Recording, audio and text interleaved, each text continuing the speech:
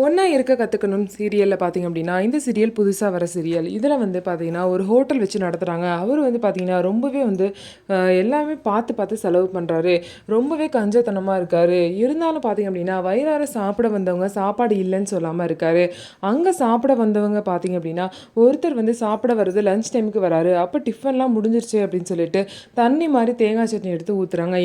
உடனே பார்த்தீங்க அப்படின்னா கோவப்பட்டு அந்த ஓனர் வந்து எந்திரிச்சு வராரு. வந்ததுக்கப்புறம் பார்த்தீங்க அப்படின்னா என்ன சொல்கிறார் அப்படின்னா சட்னி இல்லைன்னா இல்லைன்னு சொல்ல முடியாதானே, எதுக்கு இப்படி பண்ணிட்டு இருக்கீங்க அப்படின்னு சொல்லிட்டு அவங்கள வந்து வேலை பார்க்குறவங்கள திட்டிட்டு இவர் போய் அவர் கையாலேயே வந்து சட்னி அரைச்சி கொண்டு வந்து கஸ்டமருக்கு கொடுக்குறாரு.